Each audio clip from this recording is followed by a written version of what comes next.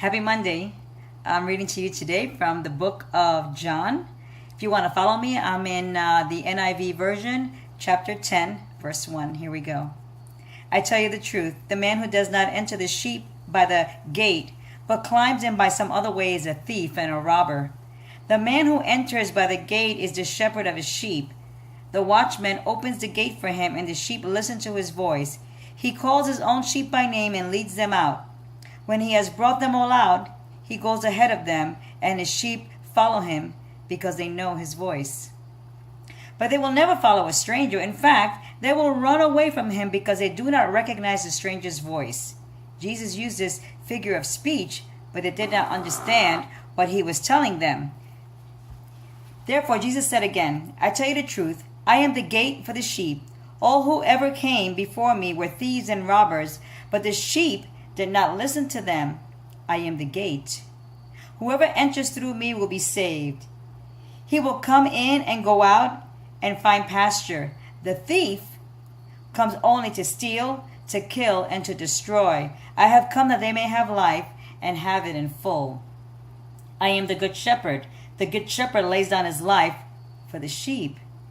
The hired hand is not the shepherd who owns the sheep. So when he sees the wolf coming, he abandons the sheep and runs away. Then the wolf attacks the flock and scatters it. The man runs away because he is hired hand and cares nothing for the sheep. I am the good shepherd. I know my sheep. My sheep know me, just as the Father knows me, and I know the Father. And I lay my life for the sheep. Now this reference continually comes over and over again, just speaking about the Lord and of course comparing us to the sheep.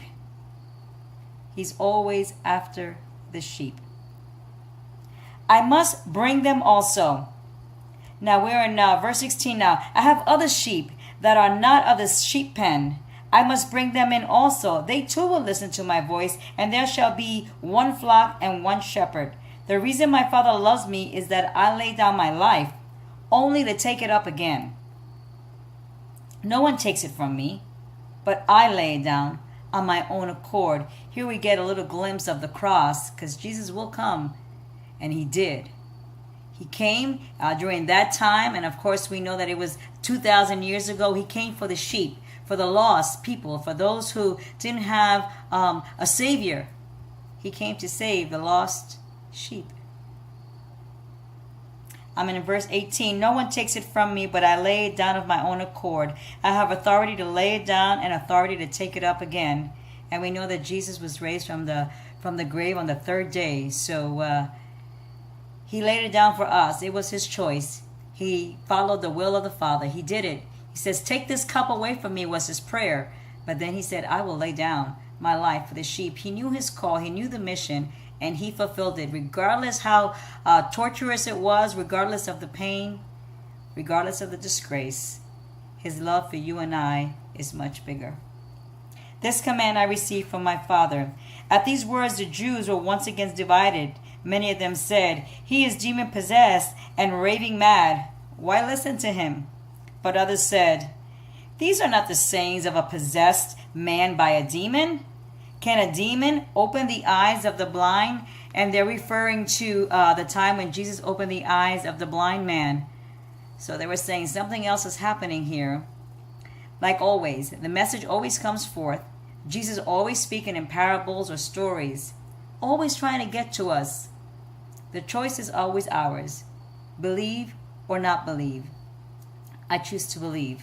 He is the good shepherd. We're going to go now to a Psalm 23, a very familiar psalm that we are aware of, but also speaking of sheep and the good shepherd. The Lord is my shepherd, I shall not be in want. He makes me lay down in green pastures. He leads me beside quiet waters. He restores my soul. He guides me in the paths of righteousness for his name's sake. Even though I walk through the valley of the shadow of death, I will fear no evil, for you are with me.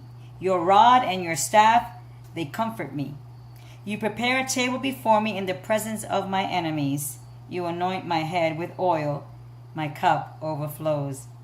Surely goodness and love will follow me all the days of my life, and I will dwell in the house of the Lord forever. Well, this has been Liz Rod reading from the book of John, chapter 10 and Psalm 23. Happy Monday.